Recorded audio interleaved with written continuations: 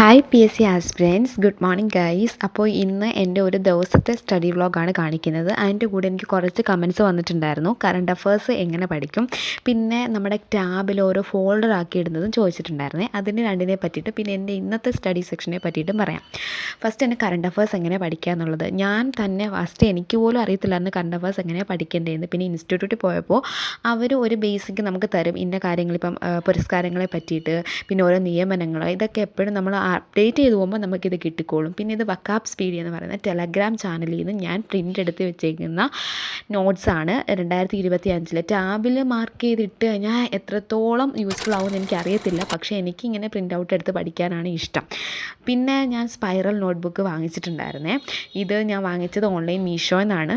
വാങ്ങിച്ച ഒരു ത്വരയിൽ ഞാൻ അത് വെച്ച് എഴുതിയൊക്കെ ചെയ്തിട്ടുണ്ടായിരുന്നു. നല്ല പേപ്പറാണ്, A4 സൈസ്, അതുപോലെ നല്ല കട്ടിയുള്ളൊരു പേപ്പറാണ്. മീഷോയിൽ ജസ്റ്റ് സ്പൈറൽ ബുക്ക് ഒന്ന് കമൻറ്റ് ചെയ്ത് നോക്കിയാൽ മതി. ഓക്കെ, അപ്പോൾ കറണ്ട് അഫേഴ്സ് പഠിക്കാനായിട്ടിരിക്കുമ്പോൾ നമ്മൾ ഒരു വട്ടം വായിച്ചാൽ ഒന്നും കറണ്ട് അഫേഴ്സ് നമ്മുടെ തലയിൽ നിൽക്കത്തില്ല. എന്നെ സംബന്ധിച്ചിട്ട് എൻ്റെ തലയിൽ നിൽക്കത്തില്ല. അപ്പോൾ അത് റിവിഷനിലൂടെയാണ് നമ്മുടെ മൈൻഡിലേക്ക് അതങ്ങ് ആക്കി ഇൻജെക്റ്റ് ചെയ്ത് കൊടുക്കുക. എങ്കിലേ നമുക്ക് എക്സാം ഹാളിൽ പോയിരിക്കുമ്പോൾ നമുക്കത് അറ്റൻഡ് ചെയ്യാനായിട്ട് പറ്റത്തുള്ളൂ. നെക്സ്റ്റ്, എങ്ങനെയാണ് നമ്മൾ ടാബിൽ ഇങ്ങനെ ഓരോ ഫോൾഡർ ആക്കി ഇടുന്നതെന്ന് ഉള്ളതാണ് എൻ്റെ അടുത്തൊരു കുട്ടി കമൻറ്റ് ചോദിച്ചിട്ടുള്ളത്. ഞാനിങ്ങനെ ഓരോ ഫോൾഡർ PYQs, പിന്നെ എൻ്റെ ഇൻസ്റ്റിറ്റ്യൂട്ടിലെ നോട്ട്സ്, SCERT ചാപ്റ്റേഴ്സ് ആക്കിയിട്ട് WPS ഓഫീസിൽ മാർക്ക് ചെയ്തിട്ടാണ് പഠിക്കുന്നത്.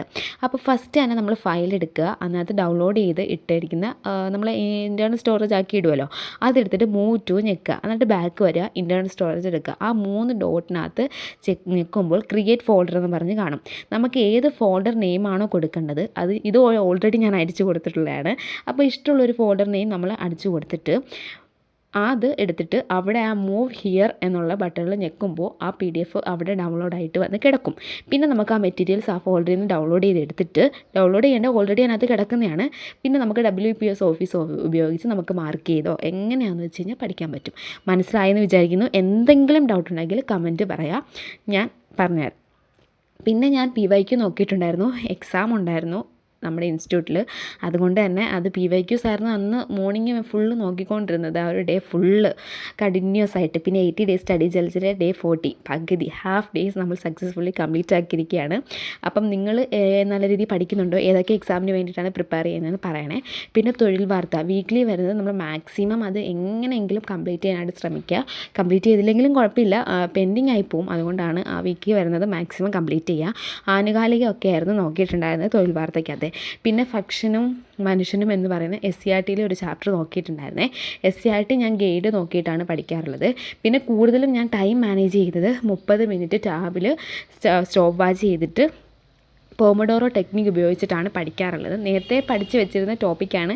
റിവിഷൻ ചെയ്യുന്നത് എന്നെ സംബന്ധിച്ച് പാടാണെങ്കിലും റിവിഷൻ ചെയ്യാതെ നമുക്ക് ഒന്നും നടക്കത്തില്ല. റിവിഷനാണ് ഏറ്റവും ഇമ്പോർട്ടൻറ്റ്. പുതിയതായിട്ടൊരു ടോപ്പിക്ക് പഠിച്ചില്ലെങ്കിലും കുഴപ്പമില്ല, നമ്മൾ മസ്റ്റായിട്ടും റിവിഷൻ ചെയ്യണം. അപ്പോൾ എല്ലാവരും റിവിഷൻ ചെയ്തെങ്കിൽ മാത്രമേ നമ്മുടെ എക്സാമിൽ കട്ട് ഓഫ് കിടക്കത്തുള്ളൂ. അപ്പോൾ പിന്നെ ഈവനിങ് വരെ ഉള്ള കാര്യങ്ങൾ ഞാൻ ഷൂട്ട് ഉണ്ടായിട്ടുള്ളൂ. പിന്നെ ഇവിടെ മഴയും ഇടിയൊക്കെ ആയതുകൊണ്ട് തന്നെ ഞാൻ നൈറ്റ് പഠിച്ചൊന്നും ഷൂട്ട് ചെയ്തിട്ടില്ല. അപ്പോൾ ഗൈസ്, നിങ്ങളെല്ലാവരും നന്നായിട്ട് പഠിക്കുക. നമുക്ക് എല്ലാവർക്കും നല്ലൊരു പോസ്റ്റ്, നല്ലൊരു നിലയിൽ എത്തട്ടെ. അപ്പോൾ do subscribe. Bye bye guys.